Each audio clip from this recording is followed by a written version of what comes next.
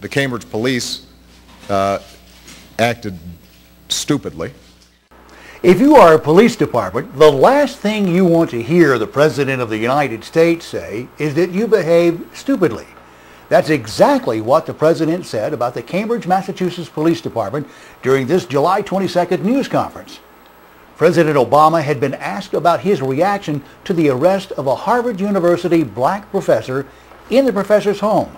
Now, to give you a little background, when Professor Henry Gates returned to his home on the night of July 16th, a neighbor reported suspicious activity and called police, apparently thinking someone was breaking into the professor's home. When police arrived, Professor Gates was already inside the home. He was asked to produce some identification and reportedly became irate. Some words were exchanged, and Professor Gates ended up under arrest on charges of disorderly conduct. Here is how President Obama characterized that incident. I should say at the outset that Skip Gates is a friend, so I may be a little biased here. I don't know all the facts.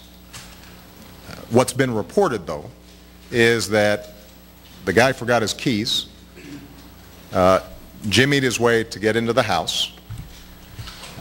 There was a report called into the police station that there might be a burglary taking place. So far, so good, right? I mean, if I was trying to jigger into, well, I guess this is my house now, so it probably wouldn't happen. But let's say my old house in Chicago. Here I'd get shot.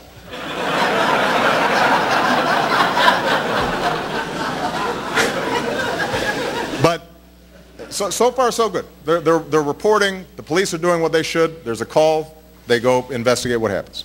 My understanding is, at that point, Professor Gates is already in his house. The police officer comes in. I'm sure there's some exchange of words, but my understanding is that Professor Gates then shows his ID to show that this is his house. And at that point, he gets arrested for disorderly conduct, charges which are later dropped. Now, I don't know, not having been there and not seeing all the facts, what role race played in that, but I think it's fair to say, number one, any of us would be pretty angry.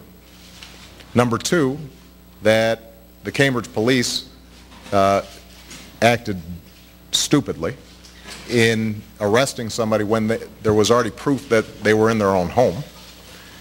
And number three, what I think we know separate and apart from this incident is that there is a long history in this country of African Americans and Latinos being stopped by law enforcement disproportionately.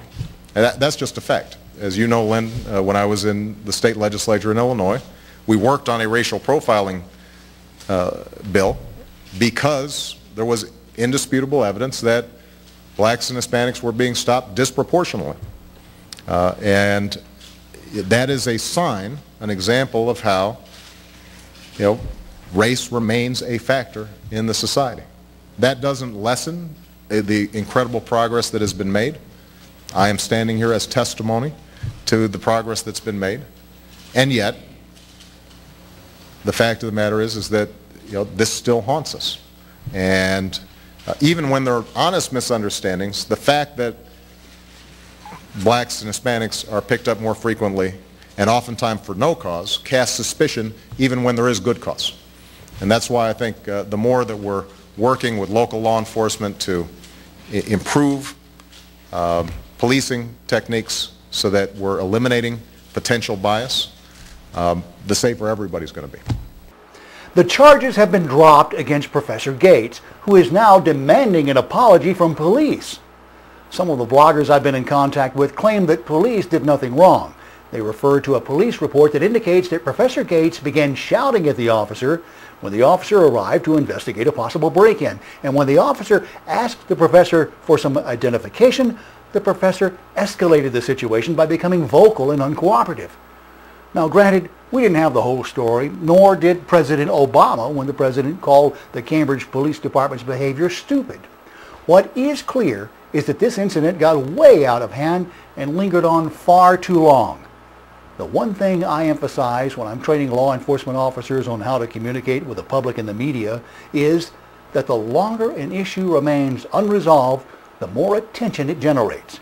The sooner you nip it in the bud, the sooner the media moves on and gravitates to something else.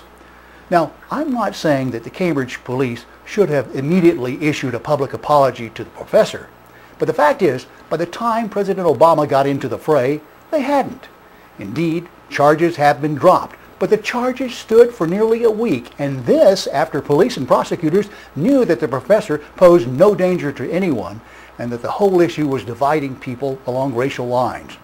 One blogger even wrote to me and said the professor could have avoided the whole thing by, number one, showing the officer his ID, and number two, thanking the officer for responding to protect the professor's property. I doubt that race was a factor, but the facts really don't matter. What the public believes does matter. After all, it's public perception. It doesn't matter if you're right if everybody thinks you're wrong. And everyone heard President Obama say that Cambridge police behave stupidly. Now, America's a free country and the president can say whatever he wants. But words matter, public perception matters, and public trust matters. Cambridge, Massachusetts has a black mayor and a very competent police department, and I'm sure that all of the parties involved will survive. Cops put their lives on the line every minute of every day, and we're grateful that they do. But police need to do at least as good a job of building their image and building their credibility as they do in protecting the public. And let's hope this doesn't mar the reputation of a good professor and a good police department.